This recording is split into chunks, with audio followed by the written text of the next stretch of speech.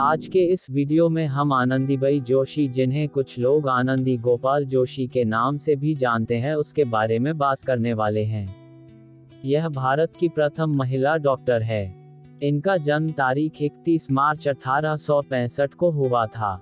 उस समय जब महिलाओं का प्रारंभिक शिक्षा पाना ही मुश्किल था और महिलाओं के अधिकारों के बारे में ज्यादा जागृति नहीं थी। ऐसे समय आनंदीबाई का डॉक्टर की पढ़ाई करना एक बहुत ही बड़ी उपलब्धि थी। ये प्रथम भारतीय महिला थी जिन्होंने अपने ग्रेजुएशन के बाद यूनाइटेड स्टेट ऑफ अमेरिका से 2 साल की मेडिकल में डिग्री हासिल की थी। इसी के साथ आनंदीबाई अमेरिका की धरती पर जाने वाली प्रथम भारतीय महिला भी बन गई थी। भारत की इस प्रथम महिला डॉक्टर का जन्म साल 1865 में ब्रिटिश काल में ठाणे जिला के कल्याण में हुआ था, जो वर्तमान में महाराष्ट्र का हिस्सा है। इनका जन्म एक हिंदू परिवार में हुआ था और इनका नाम यमुना रखा गया था। इनकी शादी मात्र 9 वर्ष की उम्र में अपने से 20 वर्ष बड़े व्यक्ति के साथ कर दी गई थी। गोपालराव जोशी ही वे व्यक्ति थे जिससे यमुना की शादी हुई थी। शादी के बाद यमुना का नाम बदलकर आनंदी रखा गया था। इनके पति कल्याण में ही पोस्ट ऑफिस में एक छोटे से क्लर्क का काम करते थे, परंतु कुछ समय बाद इनका तबादला अलीबाग और अंत में कलकत्ता में हो गया। गोपालराव जी उच्च विचारों वाले और नारी शिक्षा को बढ़ावा देने वाले व्यक्ति थे। उस समय के ब्राह्मण परिवार संस्कृत को अधिक बढ़ावा देते थे और उसी का अध्ययन करते थे, परंतु गोपालराव जी ने अपने जीवन में संस्कृत की अपेक्षा हिंदी को अधिक महत्व दिया। उस समय गोपालराव जी ने आनंदीबाई का पढ़ाई की तरफ झुकाव देखा, तो उन्होंने इसे बढ़ावा दिया और उन्हें शिक्षा प्राप्त करने और अंग्रेजी सीखने में मदद की। पढ़ाई के मामले में गोपालराव काफी सख्त थे। अगर आनंदीबाई पढ़ाई छोड़कर घर का काम करने लगती तो वह बहुत गुस्सा हो जाते। अपनी शादी के 5 वर्ष बाद आनंदीबाई ने एक संतान को जन्म दिया जो कि लड़का था। इस वक्त उनकी उम्र केवल 14 वर्ष थी, परंतु यह बच्चा केवल 10 दिन का जीवन जी सका और जरूरी स्वास्थ्य सुविधाओं के अभाव के कारण उसकी मृत्यु हो गई।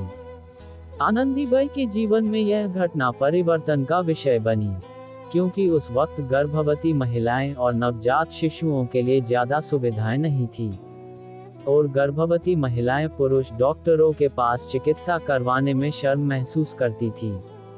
उसी कारण वह कई बार बिना इलाज के ही रह जाती थी। इसी कारण से उन्होंने शिक्षा प्राप्त कर डॉक्टर बनने की ठान ली। आनंदीबाई के पुत्र की मृत्यु के बाद उनके पति ने उन्हें शिक्षा के लिए और ज्यादा प्रोत्साहित किया। अपनी पत्नी की रुचि मेडिकल में देखते हुए उन्होंने अमेरिका के रॉयल विल्डर कॉलेज को खत लिखकर अपनी पत्नी की पढ़ाई के लिए आवेदन किया। विल्डर कॉलेज ने उनके सामने ईसाई धर्म अपनाने की पेशकश की और उनकी मदद का आश्वासन दिया, परंतु उन्होंने इसे अस्वीकार किया। इसके पश्चात न्यू जर्सी के निवासी थियोडोसिया कारपेंटर नामक महिला को इनके बारे में पता चला तो उन्होंने आनंदीबाई को पत्र लिखकर अमेरिका के रहने के लिए मदद का आश्वासन दिया। इसके बाद कलकत्ता में ही आनंदीबाई का स्वास्थ्य खराब रहने लगा। उन्हें कमजोरी, बुखार, लगातार सिरदर्द और कभी कभी सांस लेने में दिक्कत होने लगी। इसी दौरान साल 1883 में गोपाल राव का तबादला श्रीरामपुर हो गया और उन्होंने इस समय आनंदीबाई को मेडिकल की पढ़ाई के लिए विदेश भेजने का अपना फैसला पक्का कर लिया और इस तरह यह लोगों के समक्ष नारी शिक्षा के प्रति एक मिसाल कायम हुई। एक डॉक्टर कपल ने आनंदीबाई को महिला मेडिकल कॉलेज ऑफ पेंसिल्वेनिया में पढ़ने का सुझाव दिया, परंतु आनंदीबाई के इस कदम के प्रति हिंदू समाज में बहुत विरोध की भावना थी। वे नहीं चाहते थे कि उनके देश का कोई व्यक्ति विदेश जाकर पढ़े। कुछ ईसाई समाज ने इसे सपोर्ट किया, परंतु उनकी इच्छा इनका धर्म परिवर्तित करवाने की थी। अपने फैसले को लेकर हिंदू समाज में विरोध को देखते हुए आनंदीबाई ने श्रीरामपुर कॉलेज में अपना पक्ष अन्य लोगों के समक्ष रखते हुए एक भाषण दिया। उन्होंने अपने अमेरिका जाने और मेडिकल की डिग्री प्राप्त करने के लक्ष्य को लोगों के मध्य खुलकर रखा और लोगों को महिला डॉक्टर की जरूरत के बारे में समझाया। अपने इस संबोधन में उन्होंने लोगों के सामने यह भी बताया कि वे और उनका परिवार भविष्य में कभी भी ईसाई धर्म स्वीकार नहीं करेगा, और वापस आकर भारत में भी महिलाओं के लिए मेडिकल कॉलेज खोलने का प्रयास करेंगे। उनके इस प्रयास से लोग प्रभावित हुए और देश भर से लोग उन्हें सपोर्ट करने लगे और उनके लिए पैसों का सहयोग भी आने लगा। बाल गंगाधर तिलक ने भी आनंदीबाई का समर्थन किया और उसे कई खत भी लिखे थे। इस प्रकार उनकी राह में लगा पैसों की समस्या का रोड़ा भी हट गया। भारत में सहयोग के बाद आनंदीबाई अमेरिका में अपना सफर शुरू कर पाए और उन्होंने भारत से अमेरिका जाने के लिए जहाज से सफर किया। इस प्रकार जून साल 1883 में वे अमेरिका पहुंची और उन्हें लेने के लिए उन्हें मदद का आश्वासन देने वाली महिला थियोडोसिया कारपेंटर खुद पहुंची। इसके बाद उन्होंने अपनी शिक्षा के लिए मेडिकल कॉलेज ऑफ पेंसिल्वेनिया को आवेदन किया और उनकी इस इच्छा को इस कॉलेज द्वारा स्वीकार कर लिया गया। उन्होंने मात्र 19 वर्ष की उम्र में मेडिकल कॉलेज में दाखिला लिया और 11 मार्च 1886 में अपनी शिक्षा पूर्ण कर एमडी डॉक्टर ऑफ मेडिसिन की उपाधि हासिल की। उनकी इस सफलता पर क्वीन विक्टोरिया ने भी उन्हें बधाई दी थी। परंतु अपनी इस शिक्षा के समय अमेरिका के ठंडे मौसम और वहां के खाने को स्वीकार ना कर पाने के कारण उनकी तबीयत लगातार बिगड़ती चली गई और वे ट्यूबरक्लोसिस टीबी की चपेट में आ गई। इस प्रकार अमेरिका उनकी शिक्षा के लिए तो उपयुक्त रहा, परंतु उनकी सेहत ने वहां उनका साथ छोड़ दिया। साल 1886 में आनंदीबाई के साथ women's medical college of Pennsylvania से अन्य 2 महिलाओं ने भी इस उपाधि को प्राप्त किया। उन महिलाओं के नाम ओकामी और ताबत इस्लामबुली थे।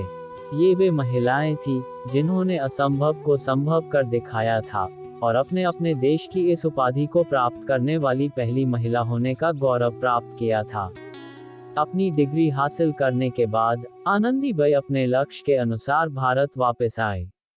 वापस आने के बाद उसका भव्य स्वागत हुआ।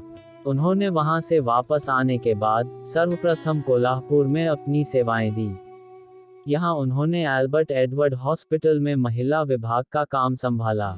यह भारत में महिलाओं के लिए प्रथम अवसर था जब उनके इलाज के लिए कोई महिला चिकित्सक उपलब्ध थी, और आज से 1 शताब्दी पूर्व यह बहुत ही बड़ी बात थी जो कि आनंदीबाई ने कठिन परिस्थितियों में कर दिखाई थी। अपनी डॉक्टर की उपाधि हासिल करने के मात्र 1 वर्ष बाद 26 फरवरी 1887 को आनंदीबाई का निधन हो गया। इनकी मृत्यु का कारण टीबी की बीमारी थी, जिससे इनकी सेहत दिन प्रतिदिन गिरती चली गई और अंत में एक डॉक्टर एक बीमारी के आगे हार गई। मात्र 21 वर्ष की उम्र में उनका निधन देश के लिए बहुत बड़ी क्षति थी, जिसकी भरपाई कर पाना मुश्किल था। परंतु अपनी इस छोटी सी जिंदगी में उन्होंने वो कर दिखाया था जो हम अपने पूरे जीवन काल में नहीं कर पाते। आजकल के कुछ नौजवानों को 21 साल की उम्र में यह भी नहीं पता होता कि वह क्या बनना चाहते हैं। उस वक्त पूरा देश उनकी मृत्यु के शोक में था। इतनी कम उम्र में इतना सब कुछ कर दिखाना बहुत ही बड़ी बात है, परंतु ऐसे व्यक्तियों की जानकारी अगली पीढ़ी को तभी मिल पाती है जब उन्हें कुछ विशेष सम्मान दिए जाए। आनंदीबाई को दिए गए सम्मान कुछ इस प्रकार है। Institute for research and documentation in social science और लखनऊ के एक गैर सरकारी संस्थान ने मेडिसिन के क्षेत्र में आनंदीबाई जोशी सम्मान देने की शुरुआत की। यह उनके प्रति एक बहुत बड़ा सम्मान है। इसके अलावा महाराष्ट्र सरकार ने इनके नाम पर युवा महिलाओं के लिए एक फेलोशिप प्रोग्राम की भी शुरुआत की है। इनकी मृत्यु के तुरंत बाद अमेरिका के राइटर कैरोलाइन वेल्स हेयरडाल ने इनके जीवन पर एक किताब लिखी और इनके जीवन और उपलब्धियों से अन्य लोगों को परिचित करवाया। इसके बाद मराठी लेखक डॉक्टर अंजलि कीर्त्रे ने डॉक्टर आनंदीबाई जोशी के जीवन पर रिसर्च की और डॉक्टर आनंदीबाई जोशी कालनी कर्तृत्व डॉक्टर आनंदीबाई जोशी उनके समय और उपलब्धियां नामक एक मराठी पुस्तक लिखी। इस पुस्तक में डॉक्टर आनंदीबाई जोशी की दुर्लभ तस्वीरों को शामिल किया गया। आनंदीबाई जोशी के जीवन पर कुछ धारावाहिक भी बनी और अभी 2 साल पहले ही उनके जीवन पर मराठी में एक बहुत ही सुंदर फिल्म भी बनी थी जिसका नाम आनंदी गोपाल था।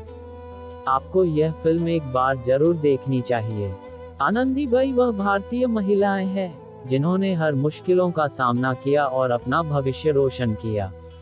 इन्होंने न केवल अपना भविष्य बनाया, बल्कि आने वाली पीढ़ी के लिए भी कई रास्ते खोले और आसान बनाए। ये इनके और इन जैसी अन्य महिलाओं के परिश्रमों का ही नतीजा है, जिससे आज हम और भारत की अन्य महिलाएं आज़ादी से अपना जीवन जी पाने में सक्षम हैं। आज भी कई ऐसी महिलाएं हैं जो कई क्षेत्रों में लगातार अपने प्रयासों से भारत का नाम रोशन कर रही हैं। उन सभी महिलाओं के सुनहरे भविष्य की हम कामना करते हैं और उनके आने वाले भविष्य के लिए शुभकामनाएं देते हैं।